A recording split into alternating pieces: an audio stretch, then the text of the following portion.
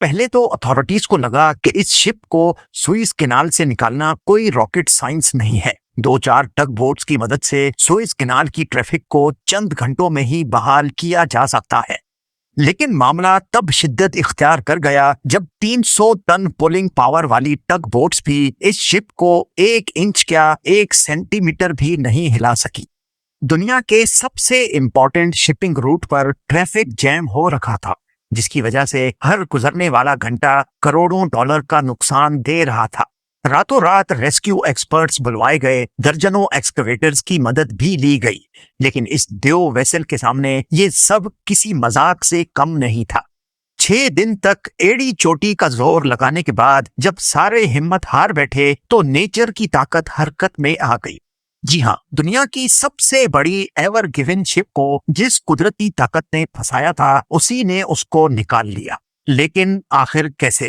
23 मार्च 2021 को सारी दुनिया की हेडलाइंस में ये कार्गो वेसल दिखाई जा रही थी।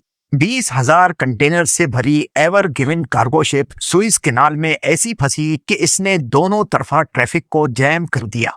कार्गो शिप्स के किसी भी वजह से ग्राउंड हो जाने में वैसे तो कोई नई बात नहीं है, लेकिन स्पेसिफिकली सुइज कैनाल में फंस जाना इस खबर को तमाम न्यूज चैनल्स की हेडलाइन में ले आया।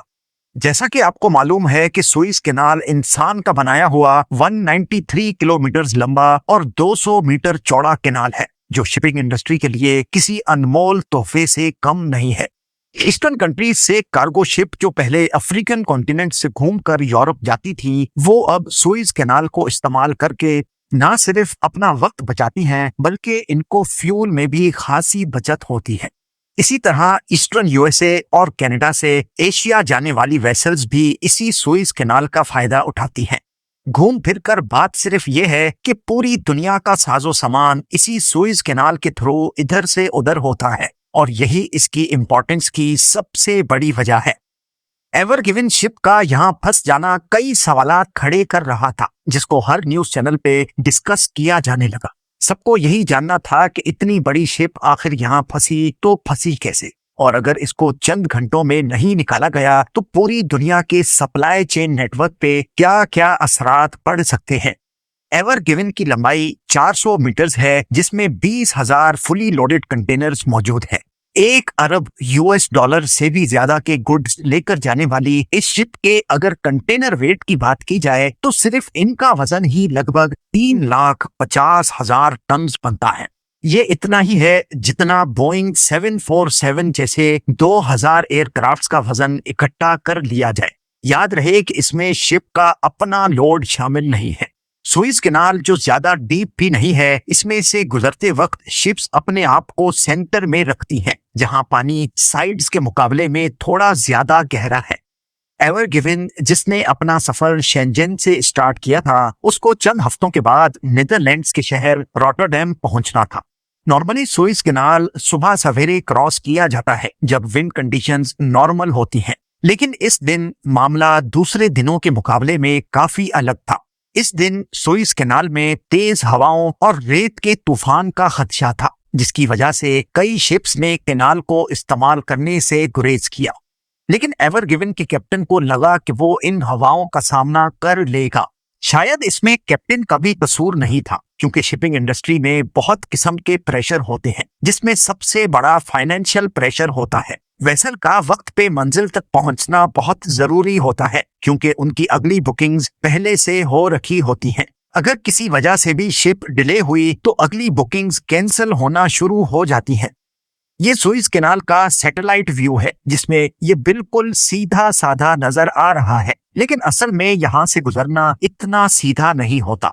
सुबह को 7 बजे जैसे ही कैप्टन ने शिप को कैनाल में एंटर किया तो साइड से तेज हवाएं शुरू हो गई। ये इतनी तेज भी नहीं थी कि जिससे कैप्टन घबरा जाए, क्योंकि ओशंस में शिप्स को नॉर्मली कई खौफनाक तूफानों का सामना भी करना पड़ता है, पर क्योंकि सुइज में शिप्स के पास स्पेस कम होती है, इसी वजह से यहाँ तेज हवाएं मैटर करती हैं।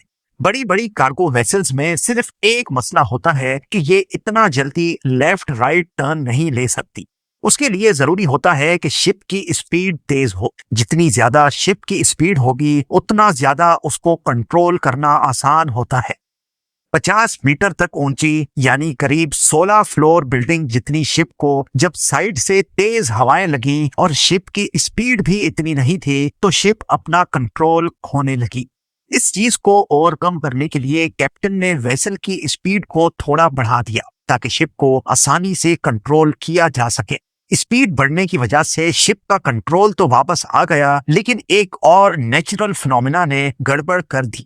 जब स्पीड बढ़ती है तो नेचुरली शिप के साइड्स पे पानी का प्रेशर कम हो जाता है। इस प्रेशर ड्रॉप की वजह से दोनों साइडों पर प्रेशर एक जैसा रखने के लिए शिप लो प्रेशर वाली साइड पे खिसक जाती है, मूव कर जाती है। और एवर गिवन के केस में भी एग्जैक्टली ऐसा ही हुआ।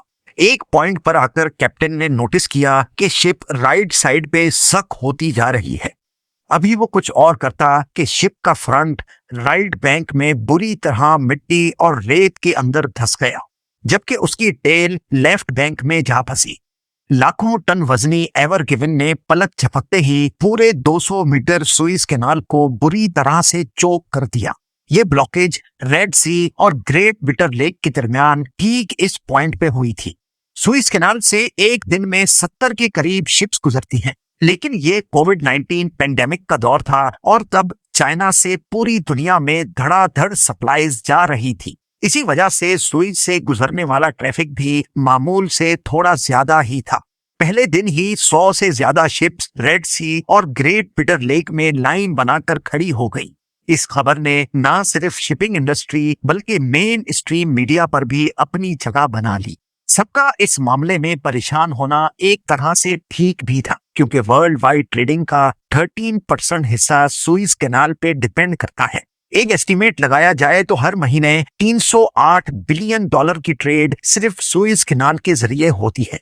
ये कोई छोटा मोटा अमाउंट नहीं है जिसको नजरअंदाज किया जाता।